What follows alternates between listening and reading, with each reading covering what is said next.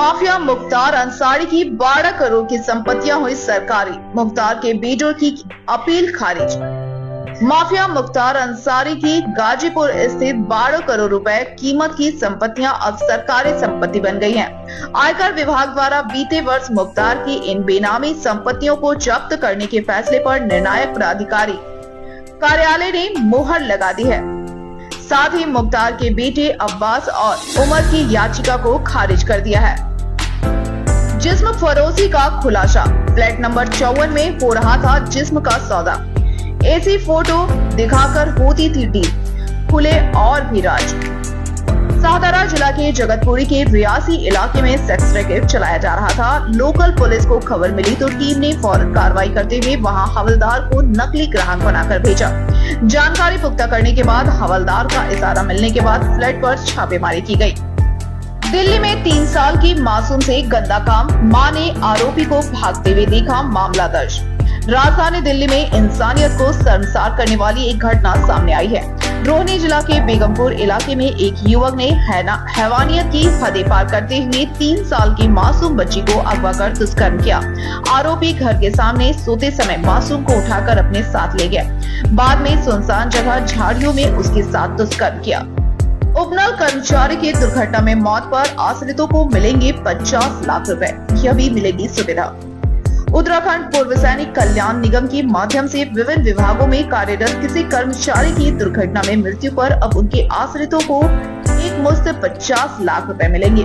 सैनिक कल्याण मंत्री के कैंप कार्यालय में उनकी मौजूदगी में आयोजित कार्यक्रम में उन उपनल के प्रबंधक निदेशक और पंजाब नेशनल बैंक के जोनल हेड ने इसे लेकर समझौता ज्ञापन पर हस्ताक्षर किए। बताया गया कि राज्य में करीब 25,000 उपनल कर्मचारी हैं।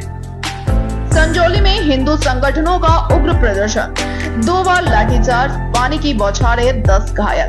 हिमाचल प्रदेश की राजधानी शिमला में मस्जिद में हुए कथित अवैध निर्माण के विरोध में बुधवार को हिंदू संगठनों ने उग्र प्रदर्शन किया। जिला प्रशासन की धारा 163 लगाने के बावजूद संजौली में हजारों की भीड़ जुटी और मस्जिद गिराने की मांग को लेकर प्रदर्शनकारी करीब 6 घंटे अड़े रहे। गुस्साई भीड़ को काबू करने के लिए पुलिस को 2 बार लाठीचार्ज करना पड़ा, पानी की बौछारें भी की। पुलिस लाठीचार्ज और धक्का मुक्की के कारण 10 लोग घायल हो गए। घायलों में 5 पुलिसकर्मी भी शामिल हैं। दर्जनों लोगों को हल्की चोटें भी आई हैं। लुधियाना फिरोजपुर हाईवे पर मची भगदड़, थार ने कई गाड़ियों में मारी टक्कर, बुजुर्ग की मौत, पुलिस के छूटे पसीने। लुधियाना फिरोजपुर हाईवे पर उस समय भगदड़ मच गई जब एक थार ने एक के बाद कई गाड़ियों को टक्कर मार दी। थार की चपेट में बाइक पर जा रहे दंपति भी आए, जिससे महिला की मौत हो गई। यह हादसा गांव सिंधवा कला के पास हुआ है। मृतक महिला की पहचान गांव पोखरी कला मोगा की रहने वाली रंजीत कौर 72 वर्षीय के तौर पर हुई है, जबकि उसके पति दर्शन सिंह को घायल अवस्था में एम्बुलेंस में अस्पताल भेजा गया। हादसे के बाद थार चालक फुटपाथ पर गाड़ी चढ़ाकर मौके से फरार हो गया। आरोपी को पकड़ने में पुलिस के पसीने छूट गए। सूचना मिलने पर दाखा पुलिस ने पीछा कर आरोपी को गिरफ्तार किया। रांची में रुक्का बांध के पास मिला 4 लोगों का शव, पुलिस का आशंका बिजली गिरने के कारण हुई मौत। झारखंड की राजधानी रांची के बाहरी इलाके में एक बांध के पास 4 लोगों का शव मिला। पुलिस ने बुधवार को इसकी जानकारी दी। उन्होंने बताया कि मंगलवार की रात 11 बजे के करीब रुक्का बांध के पास से शव बरामद किए गए हैं। पुलिस को संदेह है कि मछली पकड़ने के दौरान बिजली गिरने से 4 की मौत हो गई है। टेस्ट रैंकिंग में हिटमैन का जलवा, शीर्ष 5 में हुई वापसी, कोहली जायसवाल इस स्थान पर पहुंचे।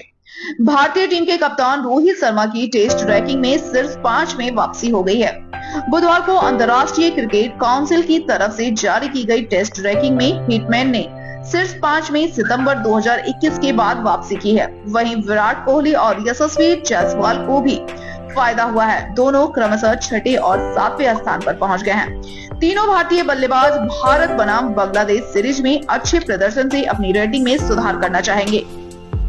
पाकिस्तान में काफी धरती, करीब 6 की तीव्रता का आया भूकंप, भारत में भी महसूस किए गए झटके। पाकिस्तान में भूकंप के झटके महसूस किए गए हैं।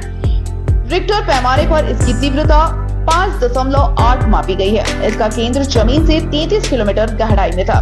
भूकंप के झटके भारत में दिल्ली, एनसीआर समेत कई जगहों पर भी महसूस किए गए हैं। राष्ट्रीय भूकंप विज्ञान केंद्र के मुताबिक पाकिस्तान में बुधवार दोपहर 12:58 में 5.8 तीव्रता का भूकंप आने के बाद दिल्ली और आसपास के क्षेत्रों में भी इसके झटके महसूस किए गए हैं। भूकंप का केंद्र पंजाब के अमृतसर से 415 किलोमीटर दूर पश्चिम में था। 40 सप्ताह में रुपए डबल करने का झांसा देकर 1500 लोगों के 12 करोड़ ठगे। हरियाणा के पानीपत में 2 फॉर्म बनाकर 40 सप्ताह में रुपए डबल करवाने का झांसा देकर जिन सफेदो क्षेत्र के 1500 से अधिक लोगों के 12 करोड़ रुपए निवेश करवाकर वापस नहीं देने पर सफेदो पुलिस ने 5 लोगों के खिलाफ धोखाधड़ी का मामला दर्ज किया है।